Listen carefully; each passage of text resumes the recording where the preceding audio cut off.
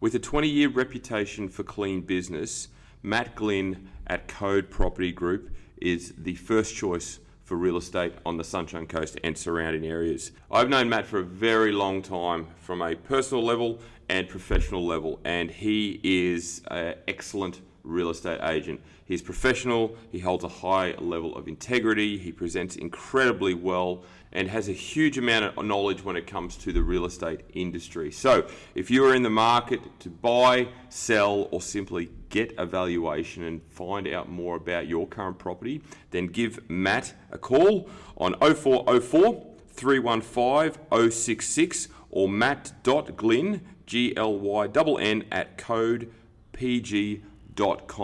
You won't be disappointed. Okay, welcome back to another edition of the Paul's Body Engineering Podcast. I find myself in a a very bougie location today. It's not my gym. It's not my home. Clearly, I'm in the office of Rhonda, Jansen, and it's I can tell you it's something.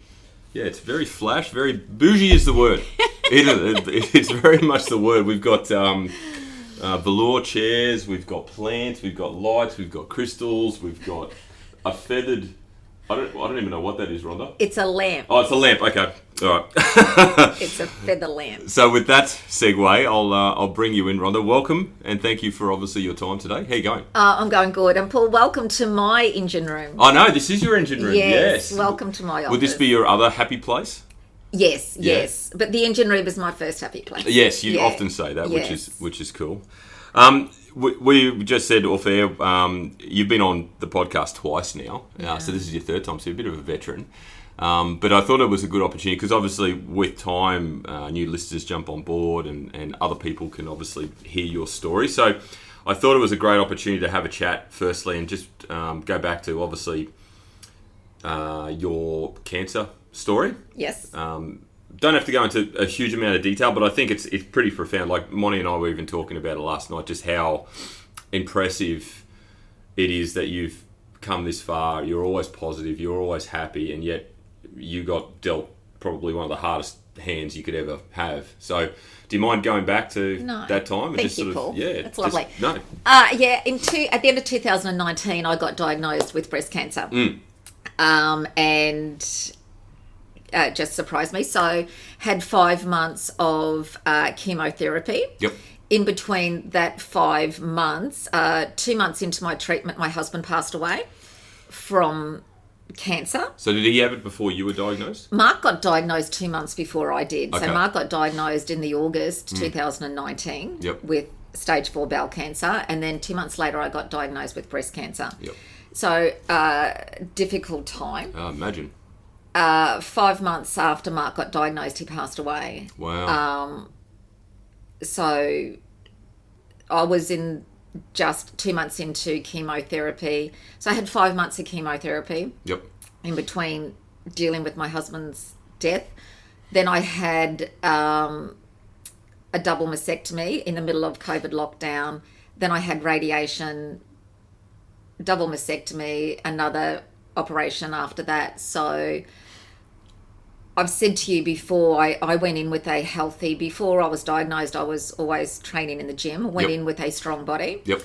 And really grateful of all the years I've been training at the gym since I was 18, never as well as I'm training with you now that I know, I'm training with you, it's a totally different level. Yes. But I saw so many people when I would be sitting there for hours with chemotherapy that got really, really sick. They needed blood transfusions. They were really, really sick. And I noticed that two things. One, they went in and their body wasn't healthy before they started chemotherapy. Yep. The second thing that I noticed with a lot of people is the ones that didn't get as sick from the treatment were the ones that had a certain mindset. Yeah, okay. And I really noticed the difference there. And even speaking with the nurses, they said, yes, that did play a big part as well. Wow.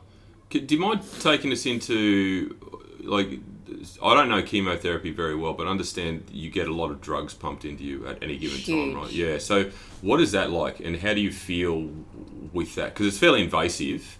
isn't it? In terms of just sitting in a chair or a bed and you just watch this cocktail of chemicals go into your system. Is that right? It is, yeah. You sit in these lovely, comfortable chairs and you get a cup of tea and a biggie. Right. And the first 4 that I had is called the red stuff, and that's where when I lost my hair. Right. So again, that was a difficult time, but then I enjoyed being bald actually. But feeling the chemo that goes in, it's actually really weird. Every chemo, which I didn't know is made for that individual. I just thought it was off the shelf, but it's made for that person. Yeah, right. It's actually cold. Going into the veins, it's really, really cold. Wow. It's really cold. And after my first session, I just burst into tears. I think that's when it hit me that I actually had cancer. Yeah. The sessions are for hours, and it's just constantly pumping this stuff into your body. Every time, though, that I sat there, I thought, this is great. This is making me better. Right. This stuff is making me better. I always listened to positive things on my phone, on my headphones when I was getting chemo. When I was in bed sick and I couldn't get out of bed, when I was so sick from the chemo, I kept telling myself, this is actually a really positive thing. Yeah. Because this means the chemo's working. Yeah, okay. This is actually a positive thing. The chemo's working. I like that. Yeah. When I was so sick and I was bald, and because with chemo you lose all your hair, you lose your eyebrows, everything falls out. I can remember looking in the mirror and going, every single time I looked in the mirror, I would say to myself, I am so grateful for my strong, healthy body. Yep. I am so grateful for my strong, healthy body. And I still say it every single time I look in the mirror. I am so grateful for my strong, healthy body. Wow. Did you go the bandana look or the wig look? Look at me, Paul. What do you think I went? I went the wig look. Yeah, sure. I went the wig look. Yeah. And it's interesting. I've always said this. When a man's bald, no one thinks twice. Yeah.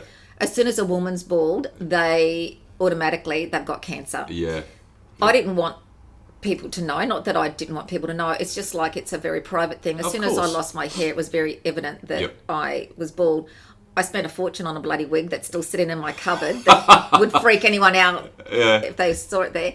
But then I stopped wearing the wig because I actually found it quite hot, but I actually found it really quite liberating to be bald, and embraced it. I embraced it, Yeah. and I just didn't care then if Okay. I was bald. Yeah. Do you you mentioned obviously you were constantly working on your mindset in terms of positive thinking and reinforcement. Was there any vulnerability in that period? It must have been, given your husband had just passed away and you've obviously are going through this process yourself. Did you feel sadness or why me or any sort of along those lines, or was it a case that no, I'm taking the strong road? All of those emotions, every single one of them. I suppose it'd be hard not to, right? Extreme sadness, extreme sadness of crying and crying. I think, I cried a lot. Yep. And I wasn't crying for my cancer. I was crying for the loss of my husband. Oh, absolutely. I was crying for the loss of my husband. I was just, that's what I was crying for. I never wondered, I had quite a lot of people ask me, Rhonda, where have you and Mark been? Where do you live? They thought we lived under a electricity tower. Where have you and Mark been? Because we both got cancer. Yeah. And it's not that at all. Just bad luck. My boys, what was that? That's 5 years ago now. So my boys were 13 and 15. They'd just seen Mark pass. And, so they were worried. I could see the concern in their eyes. I could see their fear and their concern. So but they saw every emotion that you just said I felt. Yeah. But I never ever thought for a moment, why me? Yeah, okay. Oh, that's good. I never thought that. Did you have a moment where you sort of had to face the potential of mortality? Like, did you think this could be the end of the road? Like, is that never ever allow yourself to do it? I kept saying, please, I'm not a religious person. I'm very, very spiritual. I'm very spiritual. If you let me live, please let me live so I can see my boys grow into men. Yeah, wow. Please let me live so I can see my boys grow into men. It's a powerful motivator, hey? Huge. Yeah. Huge. Do you think, And look, I'm shooting at the stars here, but do you think that had something to do with your ability to recover, given the fact that you had such a big motivational factor? So, because people often say, and there's no, I guess, evidence regarding this, but just the power of the mind can overcome a lot of things, right? Yes, I do. Yeah. Yes, I do. Yeah, well. Yeah, I do. Very much so. Yeah, wow. Very much so. And I saw it in the treatment rooms. I saw it when the chemo rooms. I saw it when people were getting radiation. I saw it. Yes. Yeah, wow. And just fast forward, how is everything now? Perfect. Yeah. Perfect. My body's, I get my yearly checkups. Yep. I'm perfectly healthy. I know, I don't even think about it. Yeah, wow. To me, the cancer was so far in the past, it doesn't even enter my head. Wow. There's an old saying, and I think I've said it to you before in the engine room, is that we have two lives. Yep.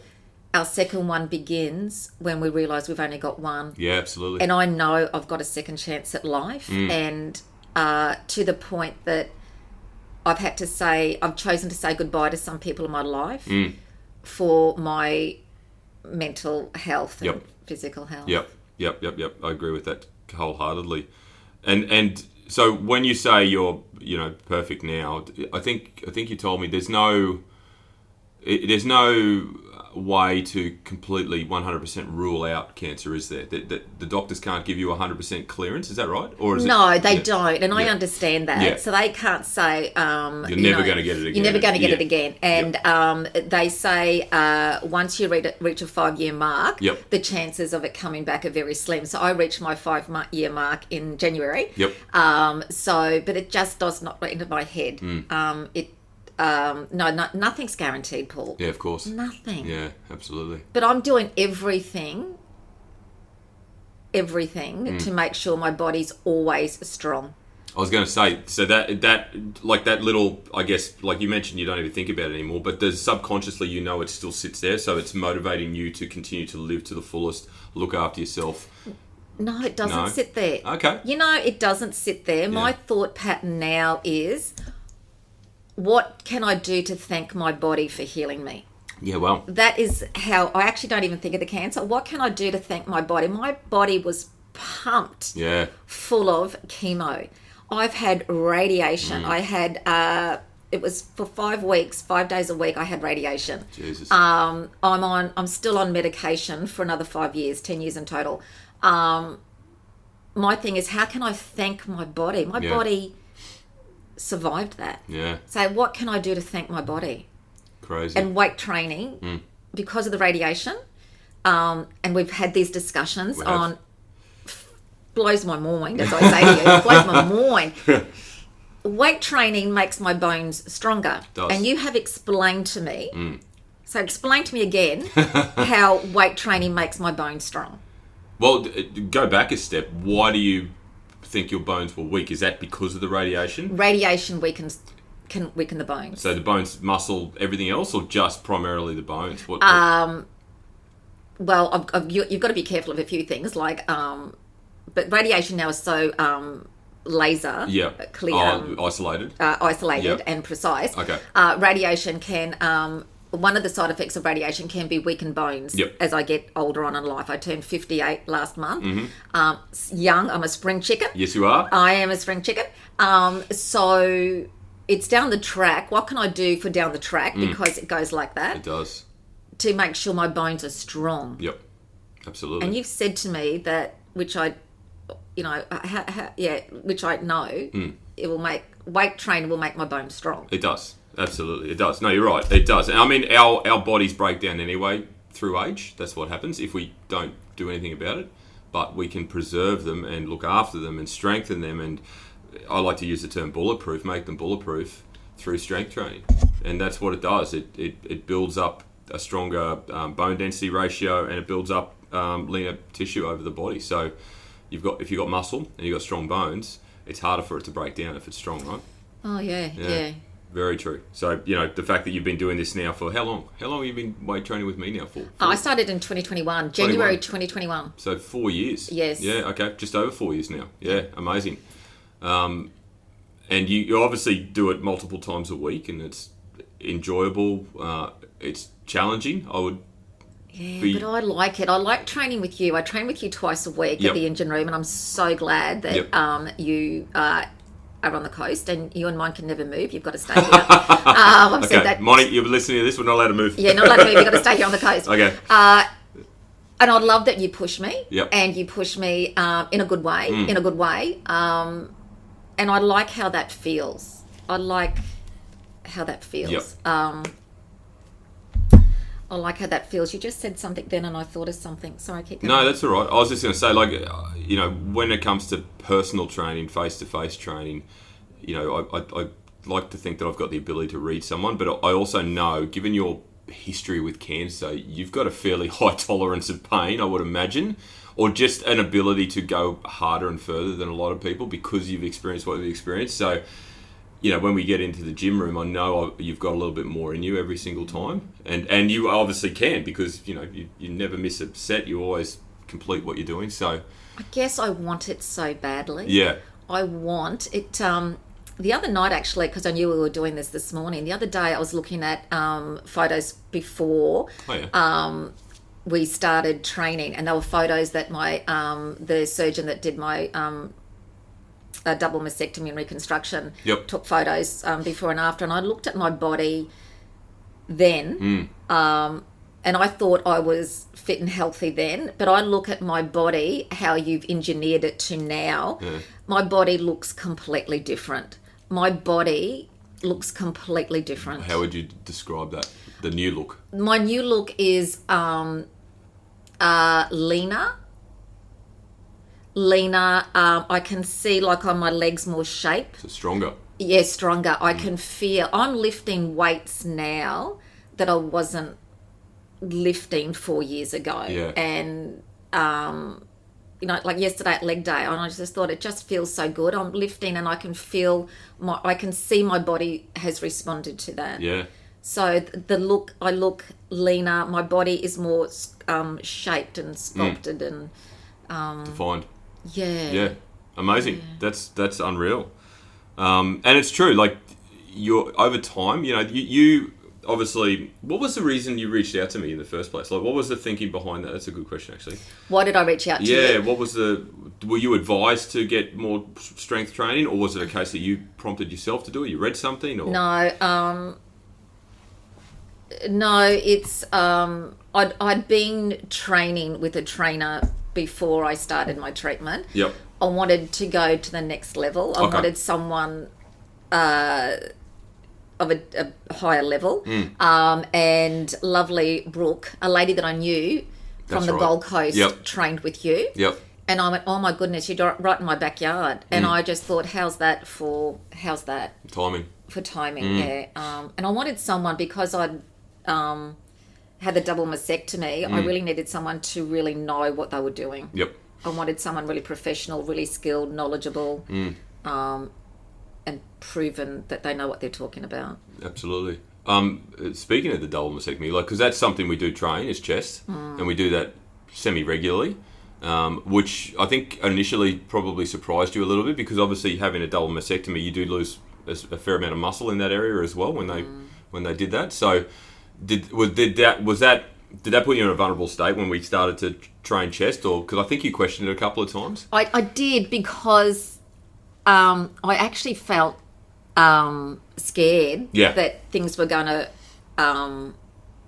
scared that it was such a because I had lobular cancer, which means it's not contained in the milk ducts. Yep. There's ductal breast cancer, which is a good one because cancer's never good. Yeah. But that's contained in the milk ducts, where I had lobular, which was the chest wall. So they really did a good clean out and a scrape out, and it was so. I was so scared that I was going to rip something or damage something. I was concerned. Yeah, absolutely. So when I got pain initially, as you do when you work out at the gym, I thought that pain means I've hurt something. But it wasn't, because you were very aware of what I could do and couldn't do, which is the reason I chose you as well, is like, well, no, this is a good pain. Absolutely. Yeah, and now it's a lot stronger, right? I get so excited now when we do chest, because I think, oh my God, like from 5 years ago to what I can do now with my chest weights. 100%. Wow. Yeah. Amazing. So what do you think, given that you just mentioned you've passed the 5-year mark in January, so obviously that's a fairly significant milestone. What do you think you've learnt over the last 5 years from, coming out of treatment and everything like that about yourself? Is there any sort of standout in regards to that? In regards to sort of life in general, I suppose, your perspective, your perception of life, your attitude towards life. You mentioned obviously removal of maybe certain people in your life. Yeah. So was that a something that came from all of this experience? It was. I guess I've said to you a few weeks ago, I went down to the Gold Coast and saw a Canadian retired physician called Gabor Mate. Yes. Mind-blowing. And he talks about our life and our childhood and basically throughout our life, how trauma and stress has a physical impact on our body. And it just reinforces everything that you believe in, everything that I believe in. Yep. So when I looked at that, the stress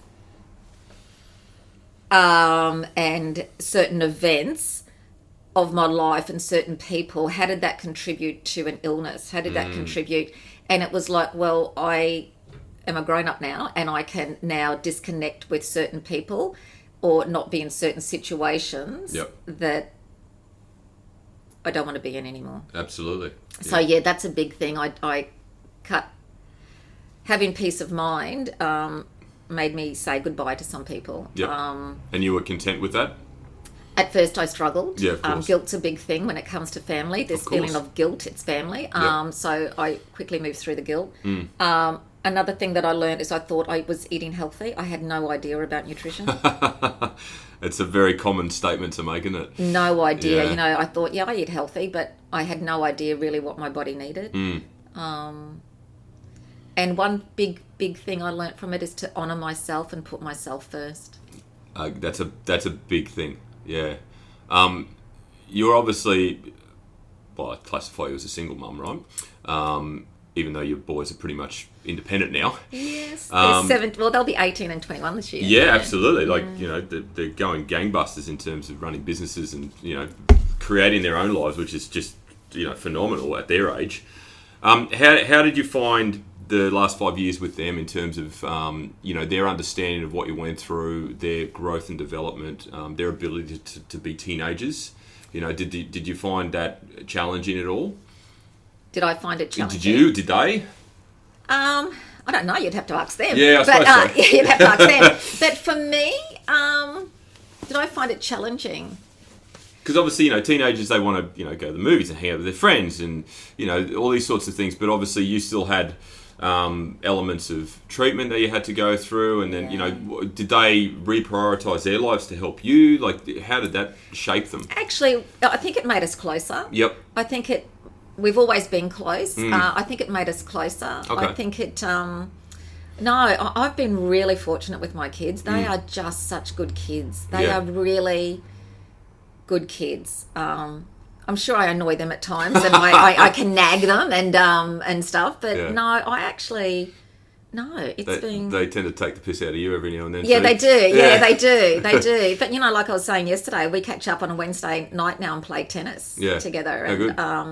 And my sister and her daughter and stuff. And, they're really easygoing kids. They're grateful. Yep. And I'm grateful. Yeah, they're just easy. Do you think, and this is a hypothetical, do you think the closeness that you've developed would not have been as significant had you not have gone through your cancer? Well, because it's quite a profound event. Yeah, it's hard to say. It's hard to say, but it would have to have some impact. I think we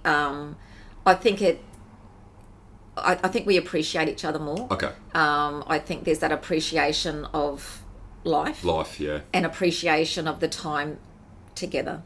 Absolutely, yeah. So you've said this a couple of times. I mentioned to you off air. You even say it to me often when we're training, and that is, you're so thankful for your strong body. You brought it up a couple of times earlier. Can you sort of elaborate on that? Based on what you've experienced in terms of the treatment, and you mentioned obviously seeing other people that were not as healthy as you go through treatment, and we know the importance of being strong, and when we're strong, there's less opportunity to get sick. So now, obviously, your vision in your life, in terms of forward thinking, is obviously maintaining strength. So when you continually say that message, what's the underlying meaning behind it for you? Of being strong. Yeah.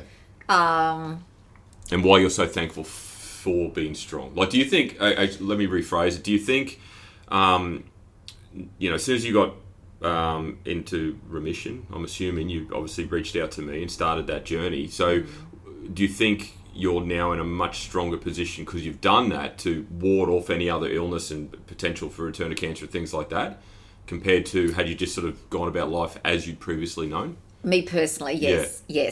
And I'm not an oncologist, and I'm not but yes, because the mind-body connection is so strong. It is so strong. So not just my mental, staying mentally positive and strong, but that physical, absolutely. By having, putting myself in an environment and around people that will only have calmness and peace, that's got to have a positive impact.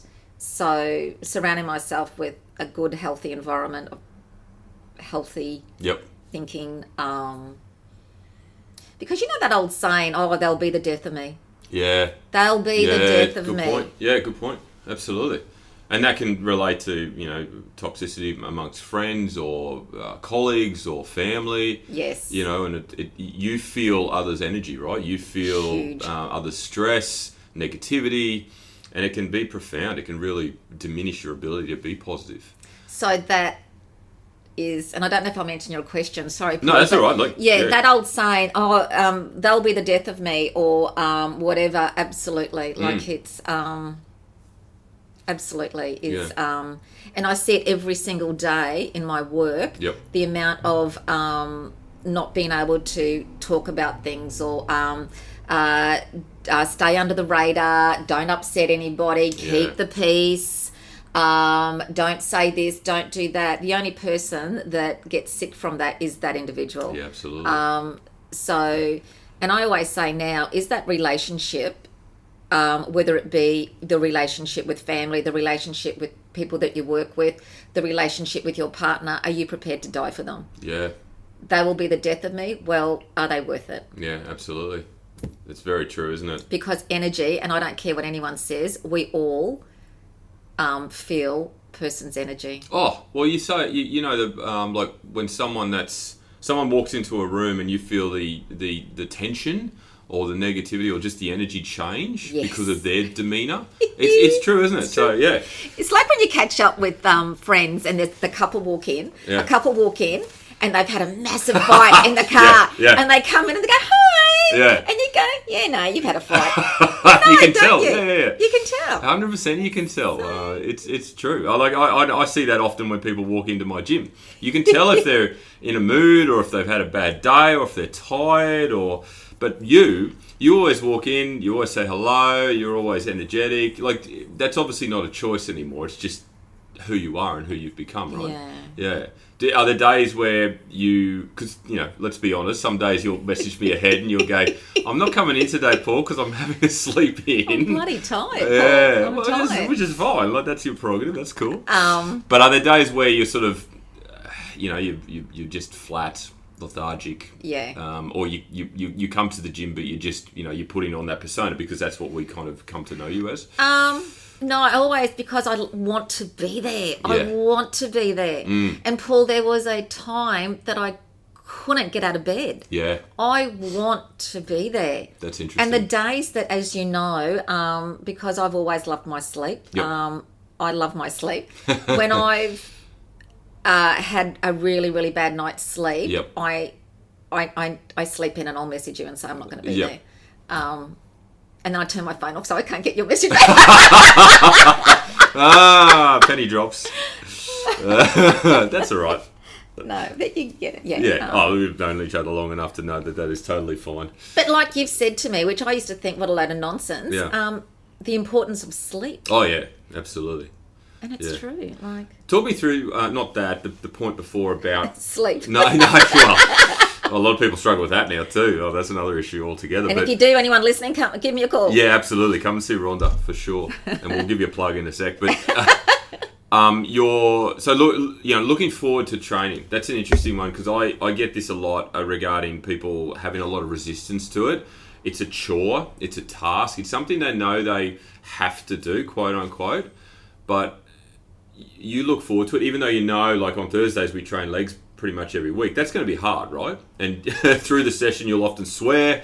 There'll be grunts and moans and all sorts of stuff, but you're doing it for obviously, the overall purpose of being healthy and strong and etc. But talk us through the wanting and the desire and the happiness in regards to coming to the gym. How do you think like that? And that's a hard question to probably answer.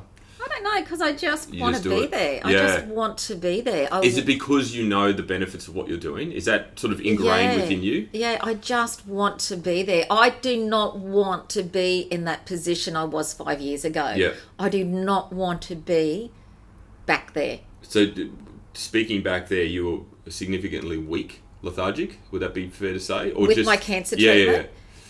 Yeah, there was days I couldn't get out of bed. Yeah. The first 2 months, as I was on the red stuff, as they call it, yep. I'd be in bed for days. Yeah, wow. Be in bed for days. And just completely flat out of it. Yeah. My body was just pumping dealing with the chemotherapy, and I don't want to be back there. I don't want to go back there. So do you think there's a subconscious bias where you've experienced that, you know what the extreme end of weakness feels like, so you want to obviously mitigate that by getting to training as often as you can? And I get to train with you, and I know a lot of your listeners don't get that opportunity. Sure. But if you don't, I need to be held accountable. I know my weaknesses, and when I'm held accountable is when I like being held accountable. And I think actually as human beings, most of us need to be held accountable. Absolutely. In whatever form it's in, is get a training buddy to go to the gym with you. Yeah. Get someone that will,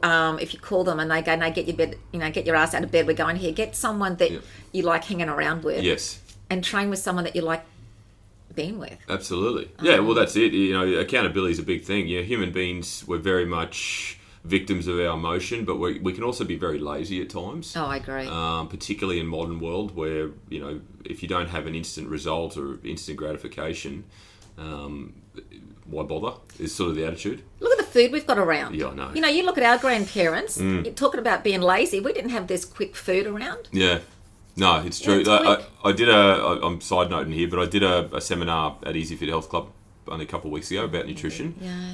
And I'll try not to butcher the quote I got, but around 50. So I think it was between 2019 and 2022. I think around 56% of our shopping was ultra processed food. 56% of what we put in the shopping basket or the trolley is ultra processed, not processed. Processed is like deli meats and breads and things like that. Ultra processed is anything in a box or a packet filled with crap, right? Gee, that's high, isn't it? It's huge. Yeah. But it's made now so that it is highly addictive, it's highly palatable, it's packed full of calories, and it's packed full of chemicals, but it's also marketed really clever to us. We were talking about that the other day, neuromarketing. They get neuroscientists in to help with the marketing. Yep. Neuromarketing. That's right. If something goes down in terms of sales, they'll sit down and brainstorm, right, how can we make this more marketable, more tasty, more addictive, for lack of a better term. Yeah. Addictive, It's crazy, hey? Yeah. So that plays a significant role as well in terms of people's inability to, I guess, be consistent with their health and fitness goals. Well, be accountable. Yeah, and be accountable. Exactly, yeah. I've noticed, and again, we've talked about this in the engine room as well, is our children we can talk as much and bang on as much as we want to them, they'll watch what we do. Yeah. So if we meal prep, if we do certain exercise, they will follow. My boys both go to the gym. Yep. So they both now watch their foods. They both know. Don't get me wrong, as you know, I love my glass of red, and we do have the chocolate here, especially with Easter coming up. But yes. Children tend to do what their parents do. They do. What are we teaching our kids? Yeah, absolutely. That's right. And I don't want to speak out of tone here, but you often see in the supermarket, the bigger family with the bigger kids, and I mean this with all due respect, but you see their shopping basket and it's just full of, for lack of a better term, crap. So it starts at the top. It's like the hierarchy of a business. Yeah, you set the standard. So it's interesting, isn't it? Yeah.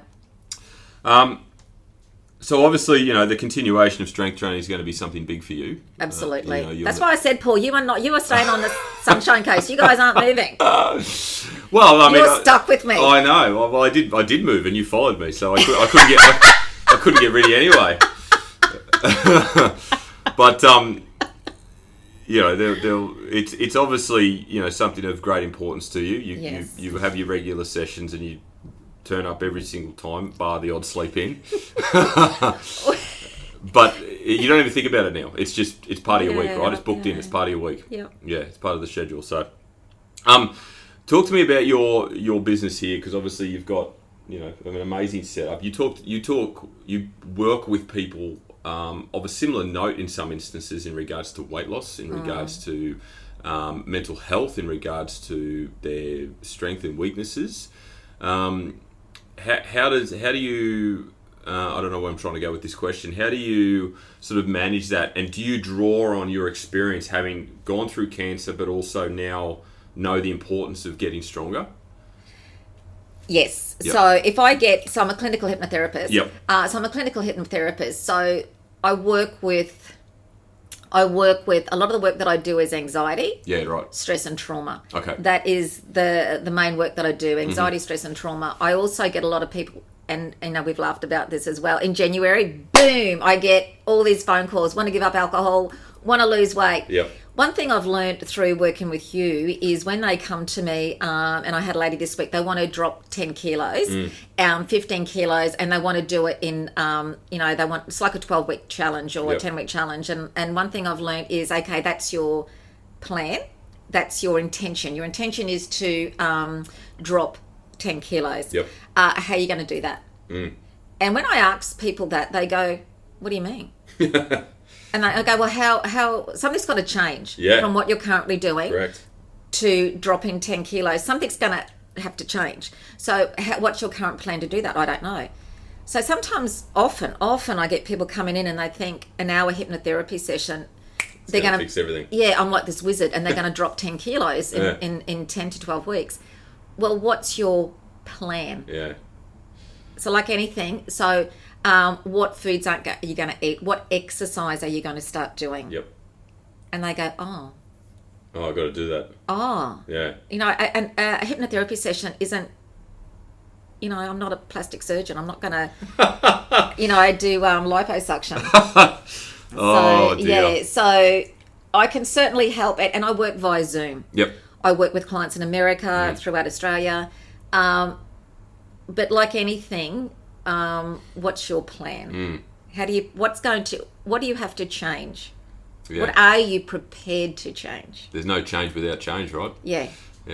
Interesting. So in using those as examples, do they then realise they need maybe multiple appointments, or then do they have to go and seek out a professional in a different space to get the help they need? Well, I do recommend you, as you know, but some people aren't prepared to do it. So I speak to them on the phone. It's before they get here. I say, okay, well, when you come in for your appointment, what are you prepared to not have? Because they think they've got to go without. They've got to give up. I don't want to give that up. I don't want to give up. I don't want to give up just being on the hop and just getting takeaway, or just I don't want to have to organise my meals. I don't want to have to plan about my meals.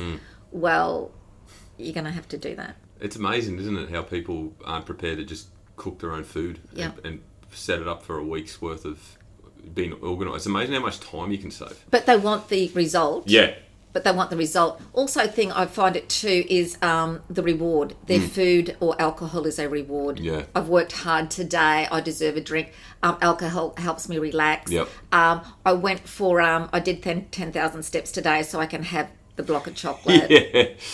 Yeah. Well, let's find another reward. Yeah, absolutely. Yeah, interesting, isn't it? You mentioned obviously you work with trauma, anxiety, that sort of thing. So stress. Stress. So it's obviously fairly full on in regards to sessions. What do you do to unwind? Because obviously you're taking on that energy, as we spoke about earlier. Actually, I don't take on the energy. Okay. I actually find it. Yep. I don't actually take on their energy. Okay. So I'm really good at not doing that. Right. I actually find it really relaxing. Like, Paul, we're sitting in my office. Yeah. I turn the lights off. They get to lie in the recliner. They put a little blankie on them. I've got a little... Come on, I didn't get the blankie. No, just don't. You can have a blanket. I don't actually take on their energy. Okay. I actually find it really... I walk out this door every single day and I feel good because I know I've made a positive difference. Amazing. I don't...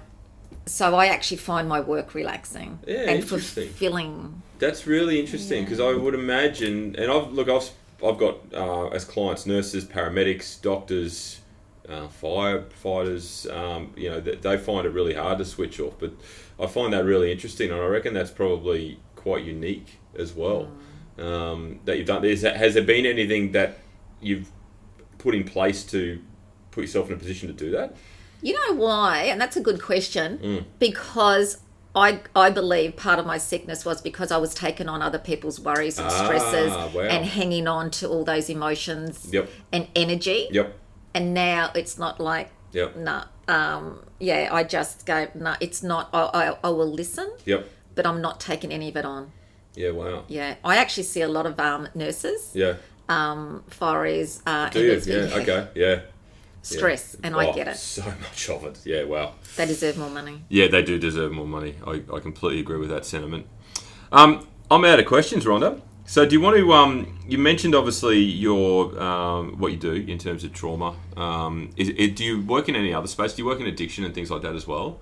Or I do, yeah. I didn't do it for a while, but I do it now. Yep.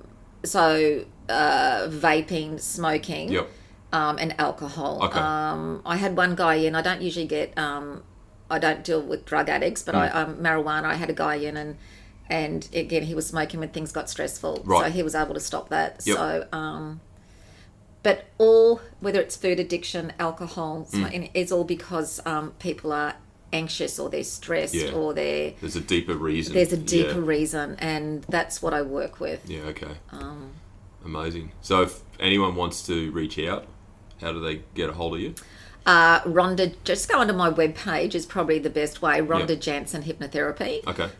Go onto the webpage. You can contact me there and just read a bit more about me. So, okay. Yeah. And you mentioned this week that you're going back into the corporate world as well in terms of working with businesses. I am. Yeah. Thank you, Paul. Yeah.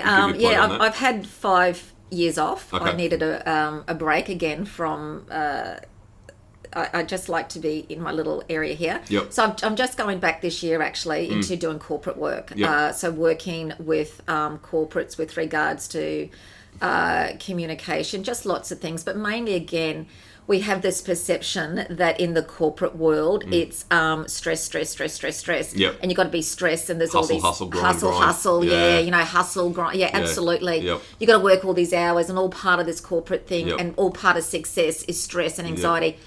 That's bullshit. Yep.